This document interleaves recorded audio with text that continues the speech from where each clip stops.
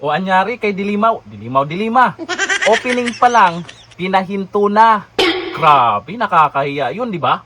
O ito, panoorin po natin kung paano mapahiya ng sobra si Dilimaw yan sa impeachment trial ni VP Sara Duterte. Nako, malamang bagong pagtatawanan na naman yan sa nakapanood ngayon lang.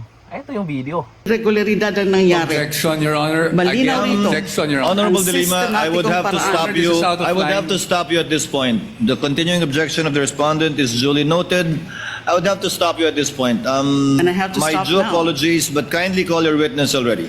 Thank you, Your Honors. I submit. Thank you very much. Kindly call your. The Office of the President and the Department of Education. This is not about one missing receipt.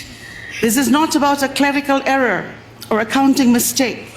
The evidence will reveal a pattern, a systemic course of conduct Your Honor. that, taken as a whole, demonstrates graft and corruption Your Honors. and betrayal of public trust. I'm With the permission I of apologize with the to- permission of the Honorable De Lima, yes, counsel for Your Honors, respondent. again, Your Honors, I think we have to object to the statements being made by the Honorable De Lima, with all due respect, of course. Your Honors, they can do that through the offer of their evidence, Your Honor.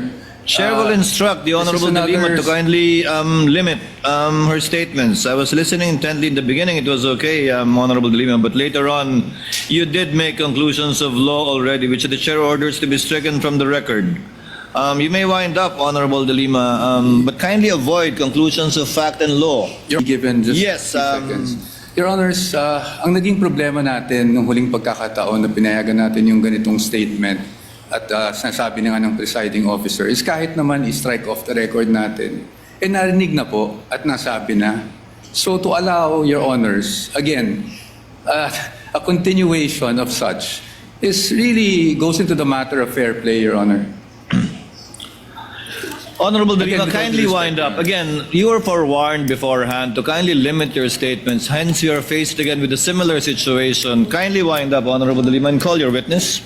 Ang dami pong malalampasan sa aking opening statement because Yes, this is but, supposed to be an again, overview it is the of the court's case, position, the overview of the evidence. to let the witnesses speak, not the counsels, insofar as the evidence is concerned or conclusions of both fact and law. Kindly wind up, Honorable De Lima. Nako, habang tumatagal yung impeachment trial na yan, lalo na kayong nahihirapan. Baguhin nyo naman yung tactics nyo. Lagi na lang kayong pinagtatawanan dyan habang sinasayang nyo ang pera ng taong bayan. Dilima.